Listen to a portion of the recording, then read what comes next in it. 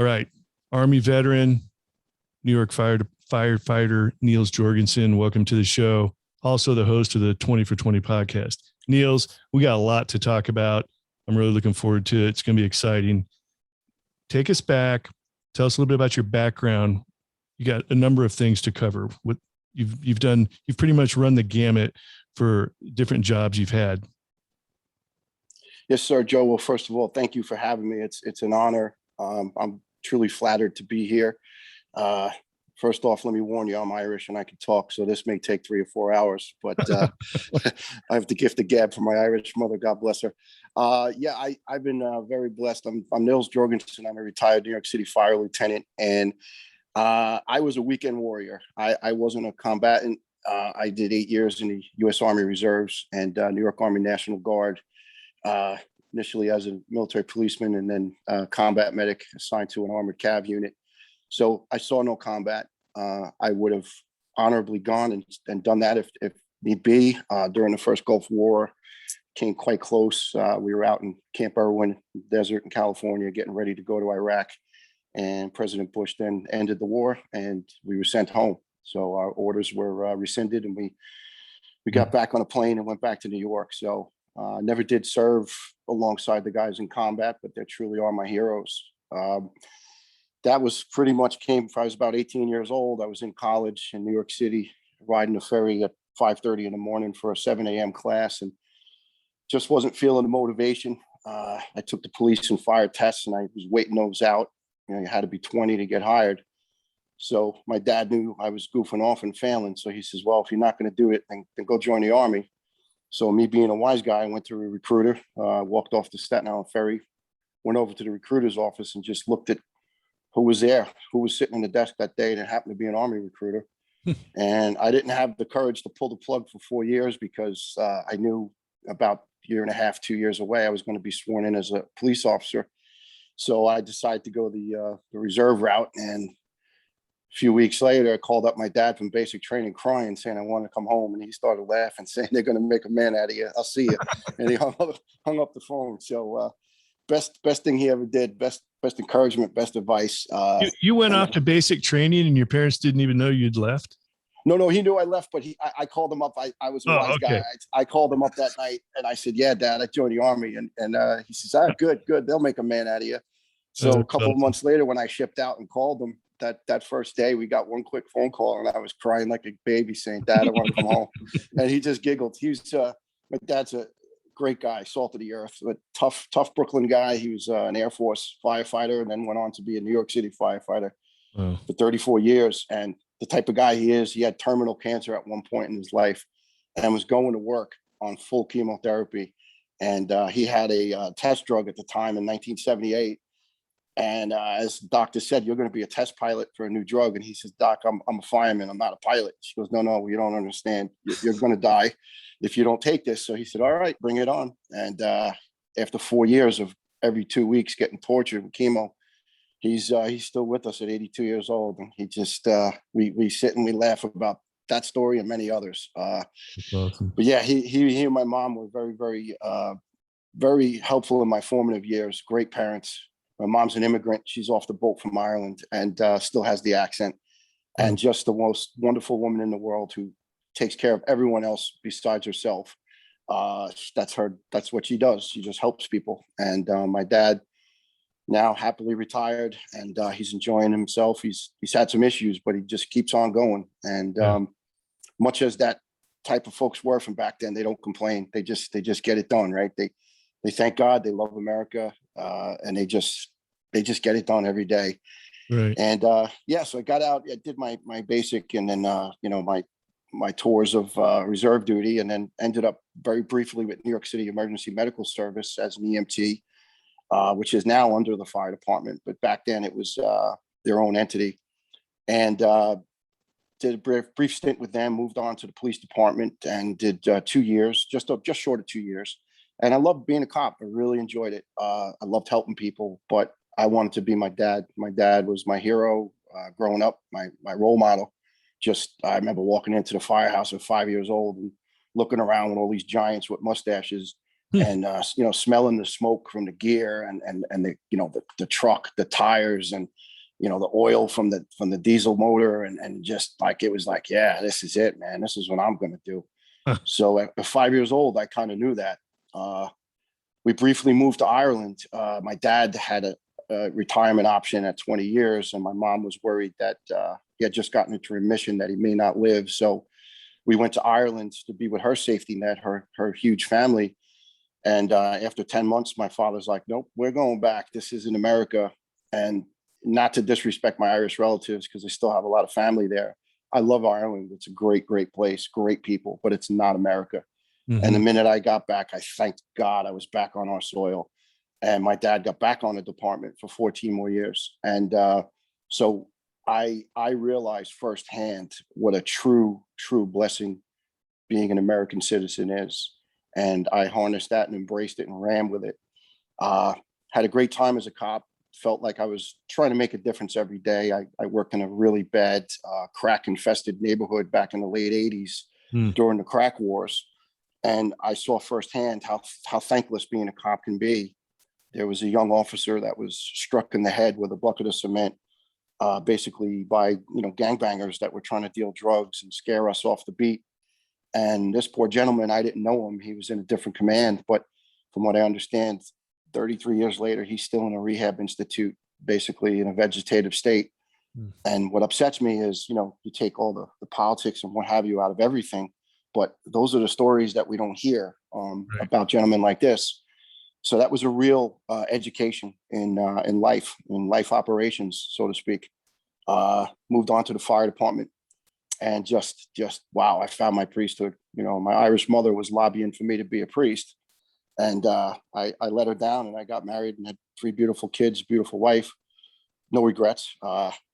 If you could have been married as a priest, I might have just actually done that. But went on to the fire department, and life was cruising. I was on autopilot. I was in my lane. I was getting paid to do what I loved, and I would have done it for free. I would never tell the mayor that, I would have done it for free. But my first vacation, I asked my captain if I could just rescind it, stay and ride on the truck. And he said, kid, I'm going to send you for a head exam. You better get out of here. I'll see you in 2 weeks. And I just didn't want to take a vacation. I wanted to be on that truck. Strange thing about that truck was that was Ladder 105, my first command. And this just the best man in the world, the sweetest, most kind, understanding, but no BS guy I worked under was a man named Henry Miller. And I went to the first bombing in 1993 with Henry under his wing, so to speak, his senior man looking out for the young buck. And he looked around after the explosion, and he said, they didn't do it right. They blew it up here in the middle, but if they did it in a corner, the whole building would have dropped for half a mile. And the sad irony to that is Hank Miller was on duty 9/11 that morning, and he was the senior man again in 105. And my beloved Lieutenant Dennis Oberg from Ladder 114, this is my command I was riding with, I was assigned to that morning. His rookie son, or as we call probies, Dennis Jr. was the junior man underneath Hank. And Hank and Dennis were killed that morning. So one of the nucleuses of this project is to not let stories about Hank and Dennis Jr. and all these brave, great, wonderful people just slip by into the annals of history and just be dusted over. And I'll be honest with you, Joe, I feel like that's happening right now. I was off duty that morning, and I was working one of my side jobs. We all have 2 and 3 jobs up there to make ends meet. Mm-hmm. And my little girl, who's now a nurse, she said to me, she was 4.5, and I was leaving the house at about 6:30 in the morning. And she said, Daddy, which truck are you driving today? The fire truck, the oil truck, or the boar's head truck? Because I had 3 jobs. And then sometimes you even fill in as a contract bouncer or contract security guy, or, you took whatever work you can get, Mm-hmm. And I looked at her and smiled. I said, no, honey, I'm on the oil truck today. She said, okay, Daddy, then you'll be safe. You'll be okay. Because she realized at that young age the danger of the fire truck. And my wife's father was a retired FDNY. My dad was retired FDNY. So she kind of grasped that concept, I guess, kind of young. And so I headed off to do the oil. And I remember it was a beautiful day like today. It was just a blue sky. It was a summer like September day. As some folks down the Jersey Shore like to call it, the short summer. Labor Day's ended. The beaches are still nice, but they're empty and no one's there. Mm-hmm. And it was a short summer day. And left with the truck. All of a sudden, I hear on the news radio, tower's been struck by a plane. So I turned around, and we were just on the edge of the harbor, the north end of Staten Island. Basically, you could see the Statue of Liberty and just keep looking across the harbor, and there's the towers. And I saw one of them, just dark smoke. And I figured a Learjet might have veered off track and hit the plane. And now I'm a student pilot, so I totally understand the dynamics a little more. But I just thought, okay, this is going to be a fifth alarm assignment. In New York, they don't want us just running in to big situations because you're not on much like the military. There's a command structure and you have standing orders. But now if you show up and no one's expecting you and you don't have gear, you're really not helping the operation. Right. So I thought about it and I said, no, this is fifth alarm, that this is just going to be a bad day for some guys, but there's not anything I can do. So I stood by for a minute, and then all of a sudden the second plane a few minutes later hit, and I said, okay, I knew immediately this was terrorism. I ran the truck back into the yard. I threw the keys to my boss and I told him I had to leave. And I just headed towards my firehouse in Staten Island, from Staten Island to Brooklyn to Ladder 114. And my wife got on the phone. I was heading over the Verrazano Bridge. That's the bridge they charge you $20 to cross in New York. So anyway, I shouldn't be so sarcastic, but it's people know it well from that area. But anyway, normally it's bumper to bumper, and it was empty. So my wife calls, and she doesn't really curse much, and she said, "Where are you going?" I said, "I don't know. I know I should go to the firehouse and get my gear, but maybe I should just go right there."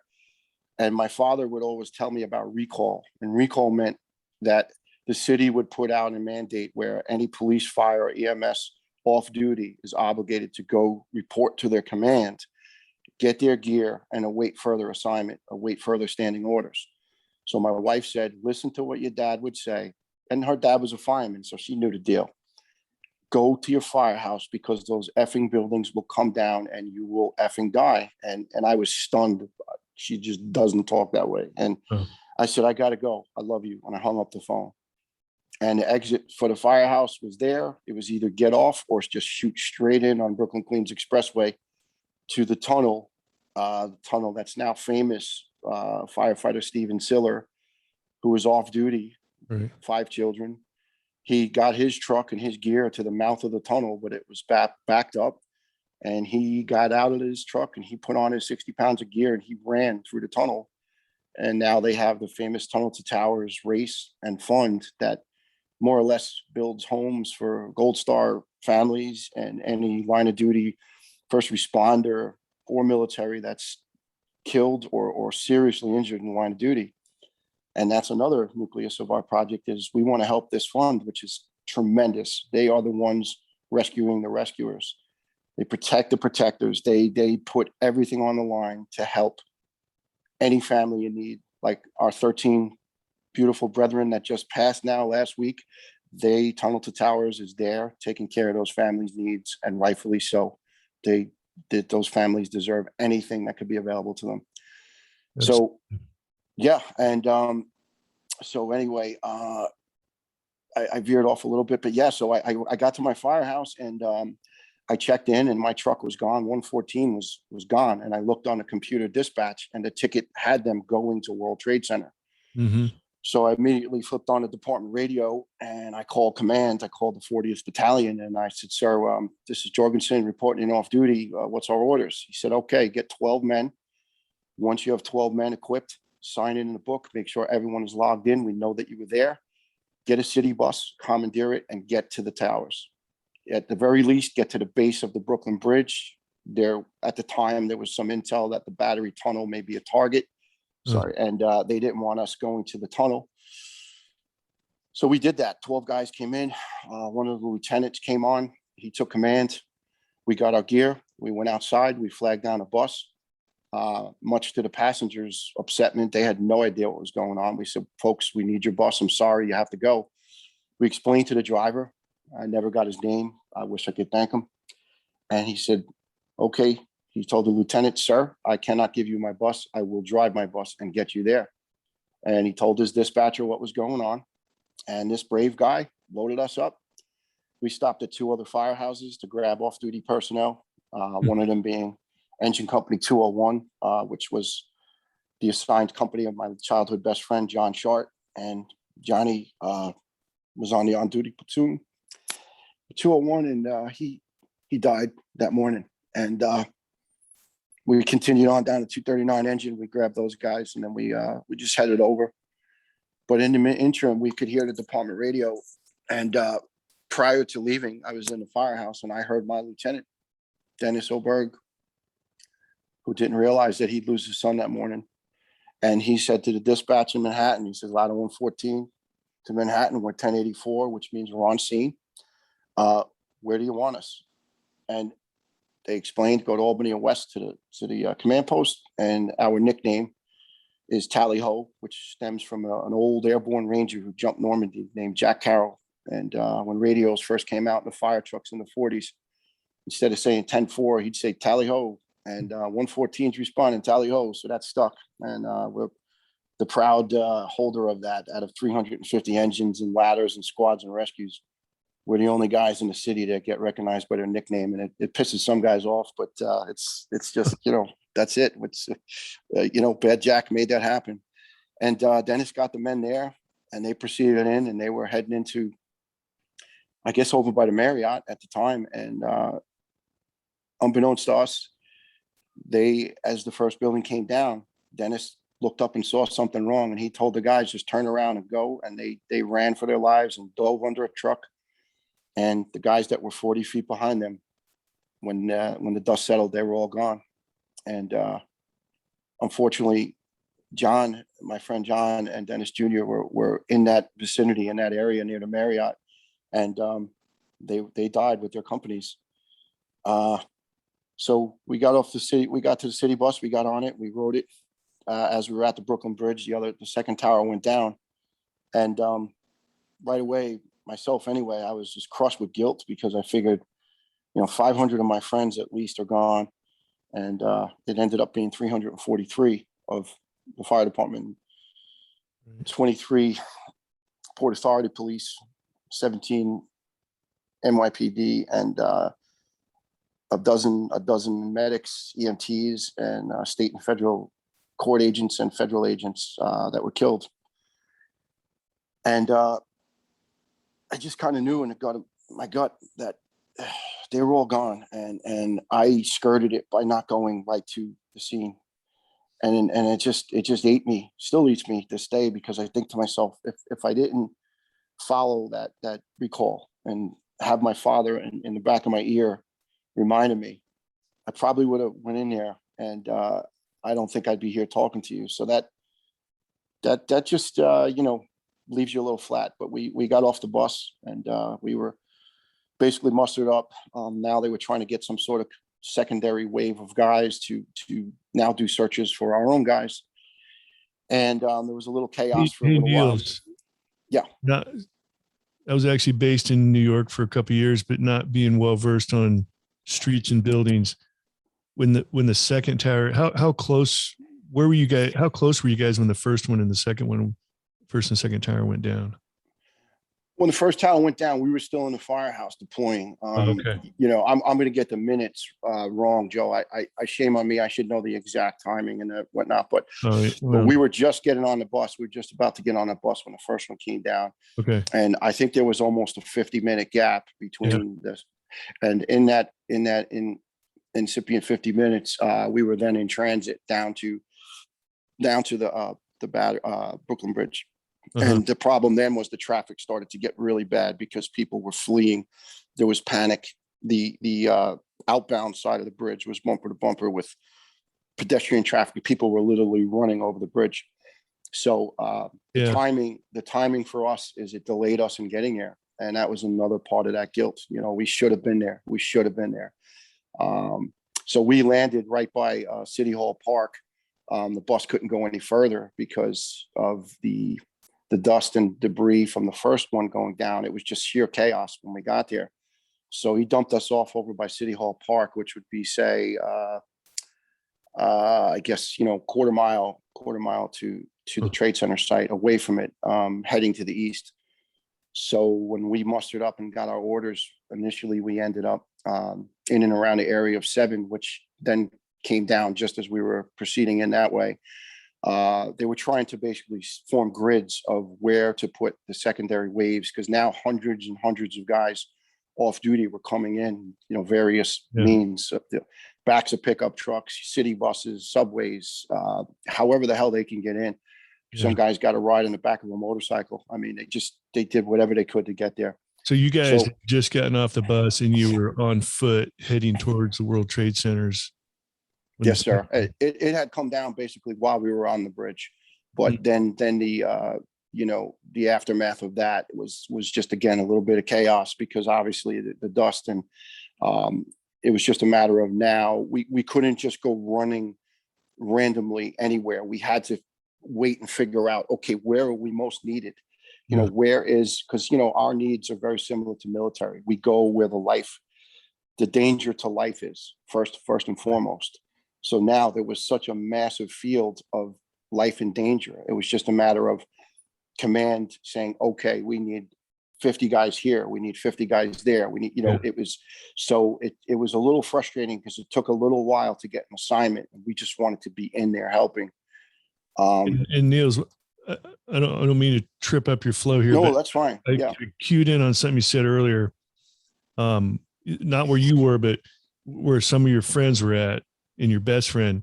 Were they not in the World Trade Center when it collapsed, but they were still killed as a result? Is that what you said, or were they? Well, it's hard for us to really determine, because the way everything ended up in the aftermath was just, 110 stories were now a 10-story pile of destruction and wreckage. Right. So we believe that some guys were coming in. The Marriott Hotel down on the west side would connect into the Trade Center complex. Mm-hmm. So there was also people trapped in the Marriott. There was plane wreckage that was in before the buildings collapsed. There was, multiple sections of the Marriott that were destroyed by plane debris coming down.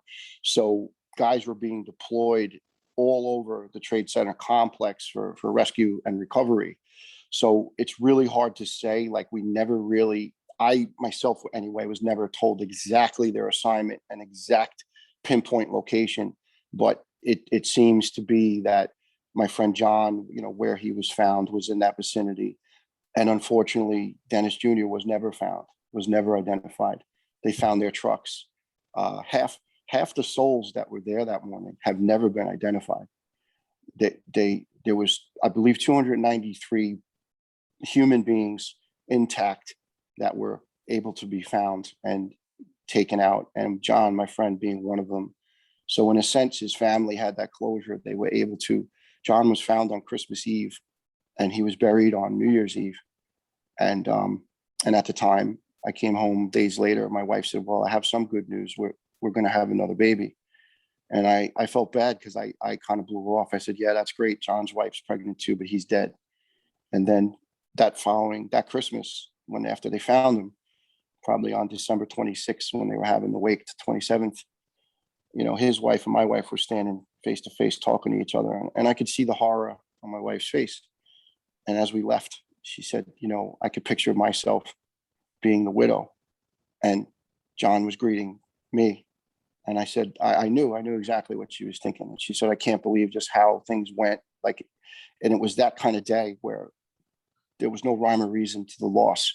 It was, if you were on shift in a certain truck, you were not going to live. If you were off shift, or you happened to be, swap a shift with a guy on that truck, you lived. And again, brought that guilt. And, in May of 2002, my little beautiful daughter was born. And on that same week, my friend John's beautiful son was born, John Jr. And John never got to hold him. I got to hold my little Kathy, but he never got to hold his son. And that's another thing that really just rips at my soul, the fairness, right? Is there any fairness? And John was like the greatest guy. He had this big, goofy smile, always smiling, right? Just constantly smiling. And you just say, what the hell are you smiling about? Just life, last we had this Sandlot football team growing up. We used to play against these bad dudes, and John was just fierce, man. He didn't care. He's like, guys, we're gonna whoop their ass, because there was a bunch of semi gangs. They had a team, but then after the game, if they beat you up if you beat them. And his thing was, we'll beat them so bad on the field they'd be too tired to fight. And in honesty, just about every single time we beat them good, and they didn't want to fight. So, but John was that raging lion, but yet had that huge smile, just the sweetest guy. But don't poke that bear, And well, yeah. Hey Niels, we're gonna take a quick break, and we'll be right back. So hold that thought. Okay, sir. Thank you.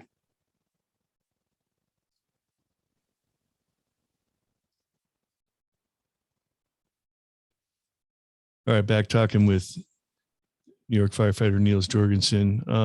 Niels, before the break, you were off the bus en route to the World Trade Center. The second one come down.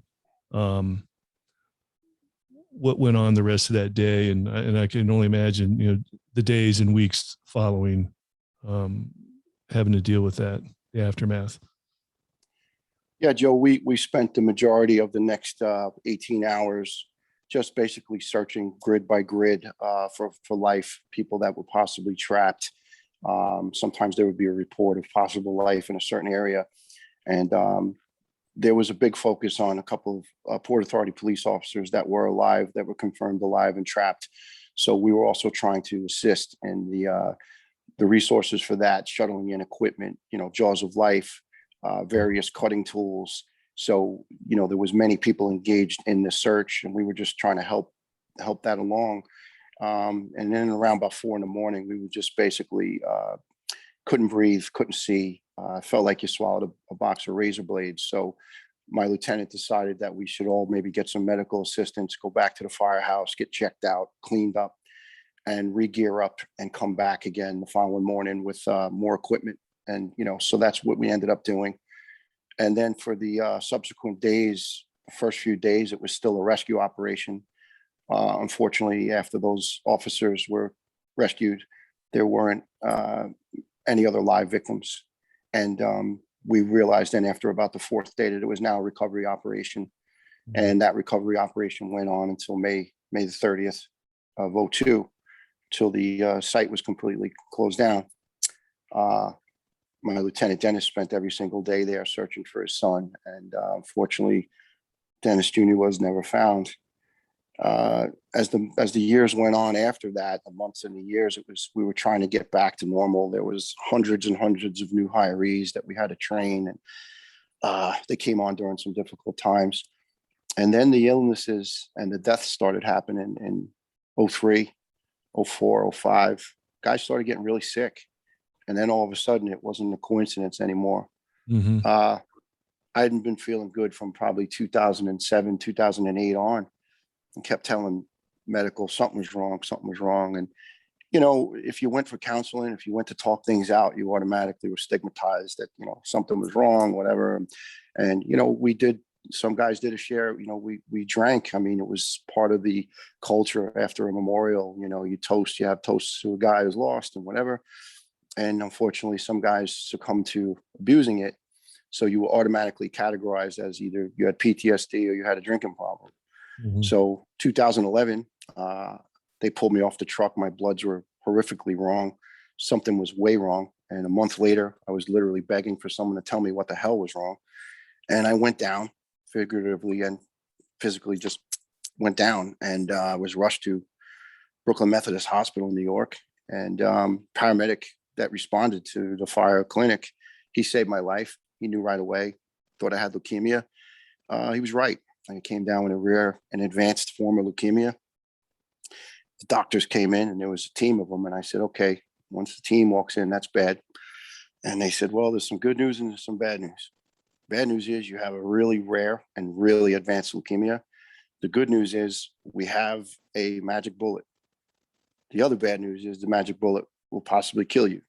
So long story quick, I got almost 2.5 years of chemotherapy treatment in 7 days, huge bags of poison that just run through your body nonstop. They burned out my bone marrow, and I was physically and mentally wrecked, brought to the basement, lost 75 pounds in the process after it was said and done and whatnot. And there, by the grace of God, this chemo worked, and I'm alive. If it didn't work, I was dead. So I cherished that whole concept of I was that close. So I had to retire in 2012. They won't let you stay with cancer. And I begged, please let me stay. I'll sign any waiver, they would not. So I was tossed off and thrown off the job. Well, not thrown off without a pension, but I had no choice. They wouldn't let me stay. Mm-hmm. So life was a little strange for a while. I was really physically beat up for about 1.5 years, but I went right back to my other side jobs. I did theater security. I drove trucks. I ended up becoming a stagehand in the filming and TV union in New York City. I had the pleasure of working on a show called Rescue Me, which unfortunately didn't make us look good at times, but it was a show. And the gentleman who did it, Dennis Leary, is a huge, huge fan of first responders and military. He's donated millions and millions of dollars to help fire departments. Specifically, we helped rebuild New Orleans firehouses after Hurricane Katrina, and Dennis funded it. So that made me feel okay with working on that show. And I was lucky enough to be the guy driving the fire truck. So when I needed a job years later in the stagehand world, my boss from Rescue Me, John Tesler, who's a wonderful human being, got me a job. And I'm blessed to have it. And I still have it. I took a little downtime because of COVID. With leukemia, I don't want to push the envelope, so to speak. So I've been laying low, but I'm thankful that I had that opportunity. And recently, folks from Iron Lights had an idea. They wanted to do a project based on 9/11, some stories about good folks that did some good things. And at first I was a little worried because I said, well, look, it's got to be for charity because I can't, maximize off this. And they said, no, 100% charity. Mm-hmm. And then when I spoke to some of the folks and, Alex was, keying me in onto what it was about and whatnot. I said, okay, I'm in. I want to do this. So what we're basically doing is we're going to tell 20 stories of 20 people that were associated with 9/11. Some died that day, some didn't. Some have died since that day, from illnesses. And the main theme of all of these folks, the interconnection of all of them, is they're great people from different cultural backgrounds, just an array of different people with different personalities, different heritages, but it shows the melting pot we are. I mean, we have a story about our chaplain, Father Michael Judge, who died tending to us as he was blessing everyone going in, was killed in the process. A dear friend of his, who was Captain Patrick Brown, who was command of Ladder 3, who died.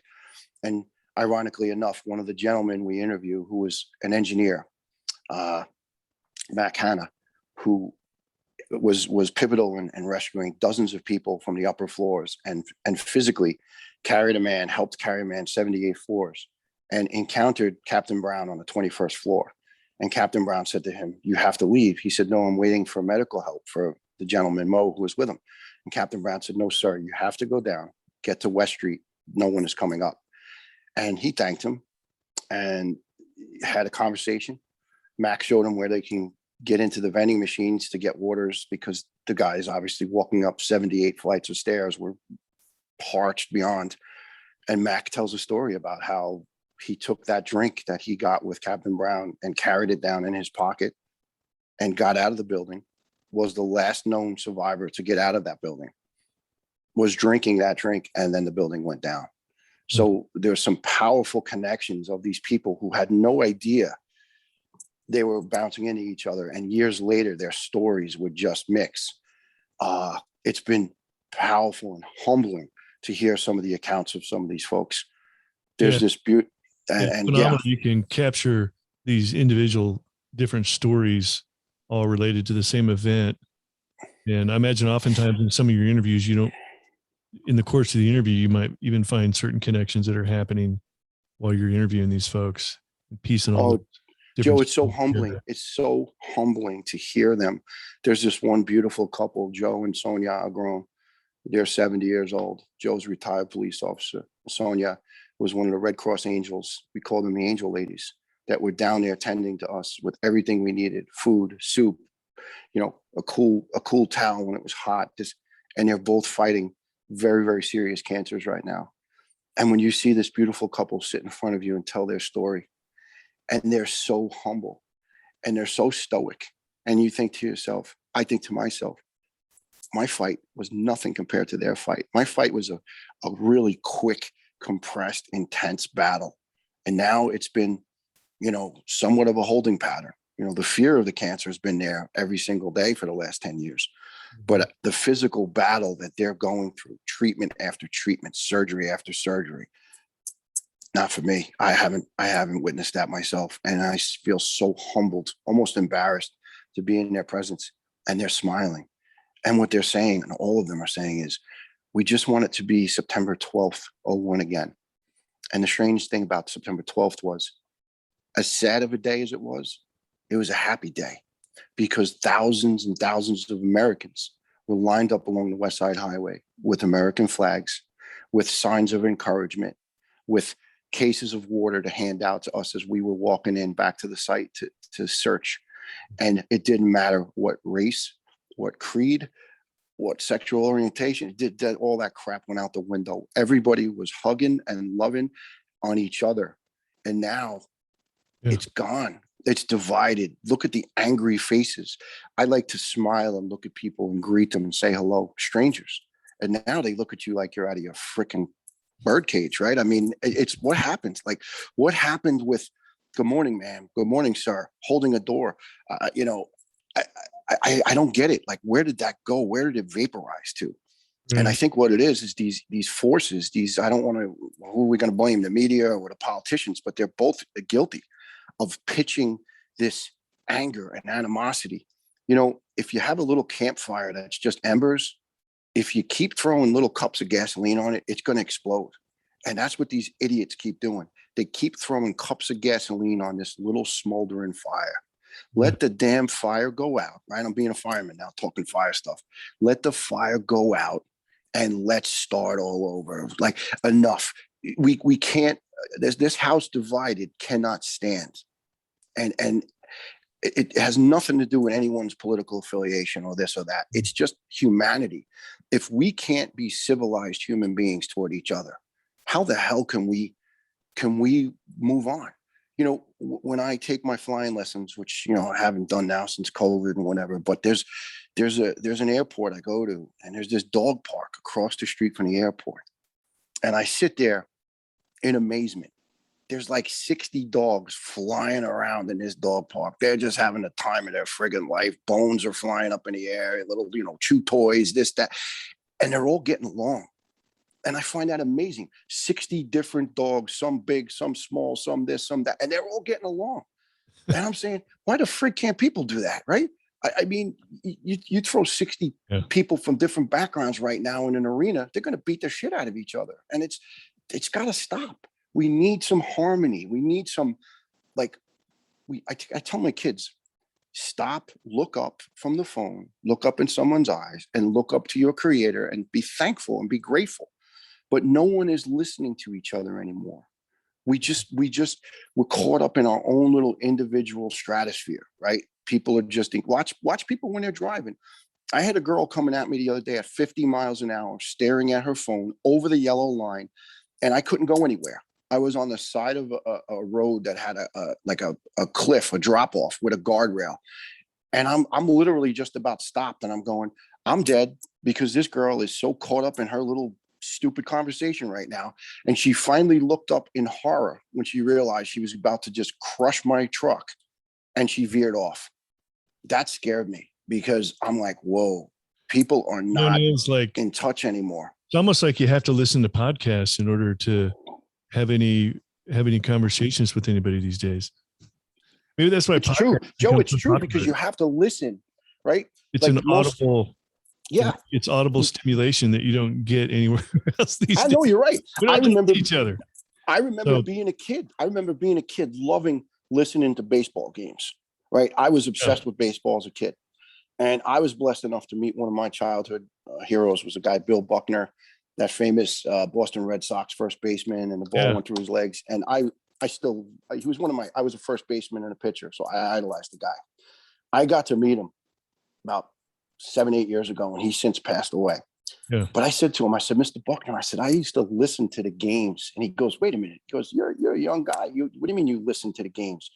I said, I'd rather listen to the games on the radio, because I used to close my eyes and picture myself being in Yankee Stadium or being in Fenway Park, running across the outfield to, I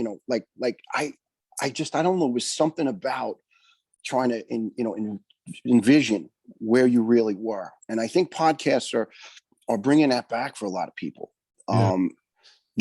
It's something we need, because people need to be entertained.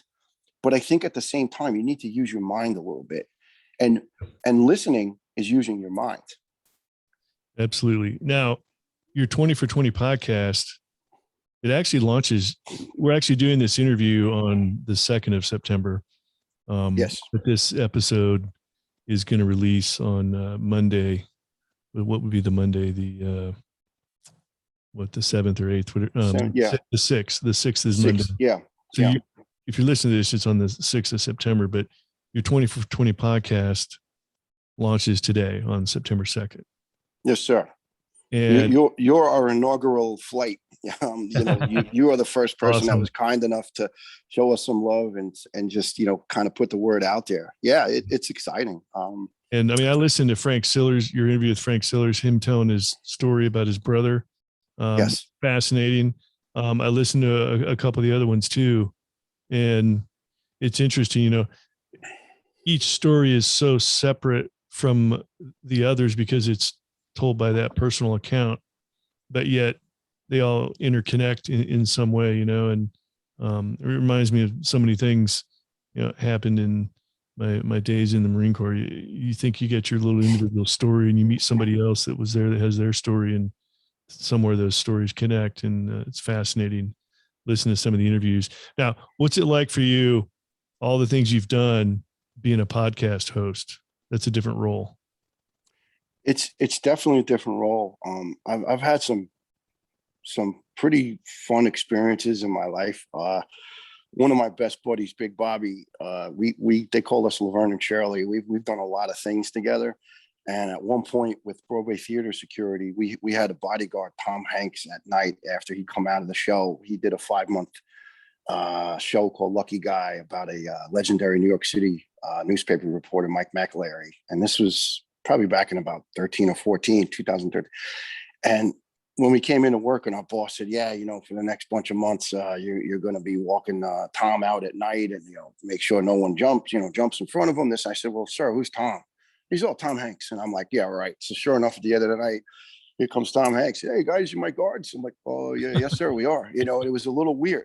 So it's almost got that kind of weirdness. And I mean that humbly, like having that job, I took that as, as a high honor that my boss trusted us enough to protect this man, and, Big Bobby played for Indiana U, and he's still got some skills. He's a big guy. So, but anyway, this is totally different. The one thing I've learned in the military and the fire department is you try to adapt quickly. You try to, if you get knocked down or flipped over, you try to get on your feet, jump up, survey the situation quickly, and move on. I don't like my voice. I feel like it's too tinny, and sometimes sounds right. And sometimes, I could be very New York. My wife teases me and says, yeah, you morph into being in Tennessee quickly. And it's true. Cause sometimes you're a little embarrassed, whatever. You don't want to be stigmatized, but yeah, I'm enjoying it. I'm enjoying it because of how humbling it is. I like to be humbled. I know that sounds a little weird, but sometimes if you start running away with yourself in life, you lose focus. You lose being grateful, thankful. And I'm so humbled. I'm honored by these folks trusting me to tell their story. And I don't like telling my story, Joe, because, and I mean, I would, gladly tell you, obviously, respectfully, but because I don't want people to think this is about me. It's not. I was I was off duty that day. I got out with my life, and now I'm ahead of cancer. So many of my friends died that day, and I've watched them die of cancer since. So this is about them. This is about trying to right the wrongs. We went for years begging for people to pay for our medical bills. And there's a man we did a story on, John Field. John Field is an icon, a hero to responders. John was a construction worker who was seriously injured and almost died, and was left on his own with hundreds of thousands of dollars of medical bills.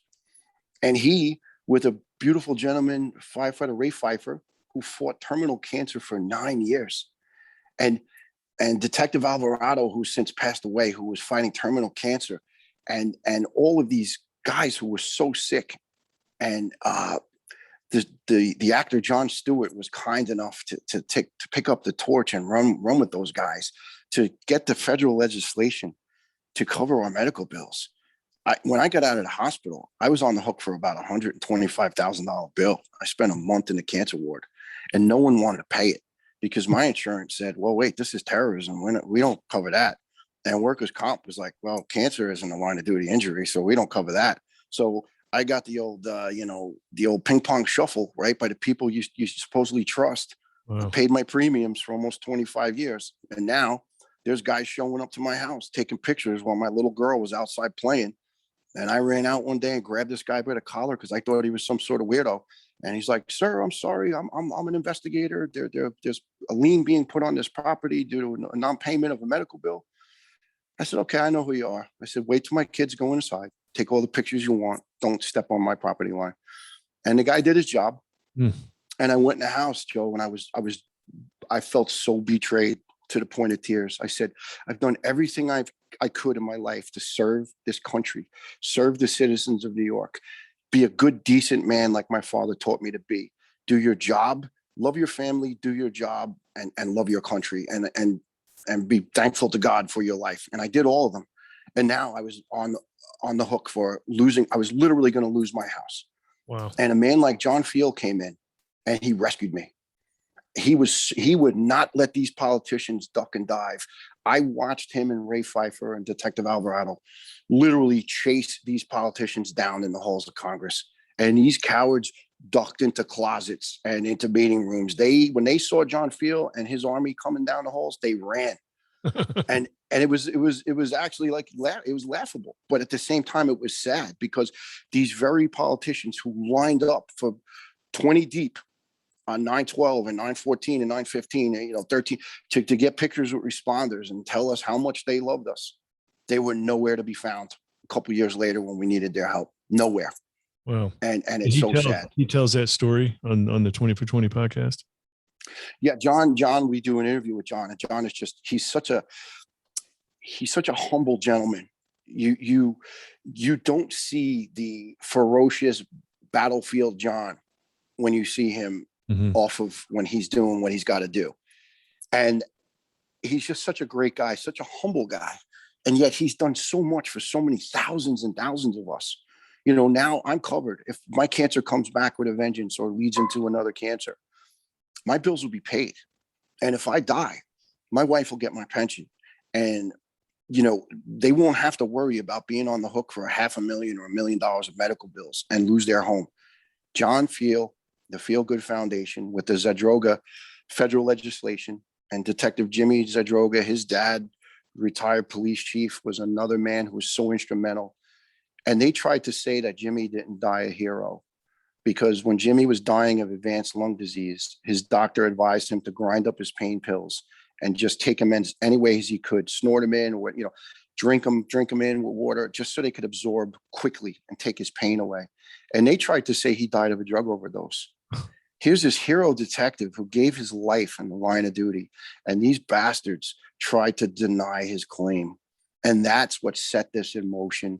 Jimmy's dad and John Field, and when Ray Pfeiffer, God rest his soul, Detective Alvarado, God rest his soul, they died as this was all finally coming after the battle. And Jon Stewart literally had to shame them.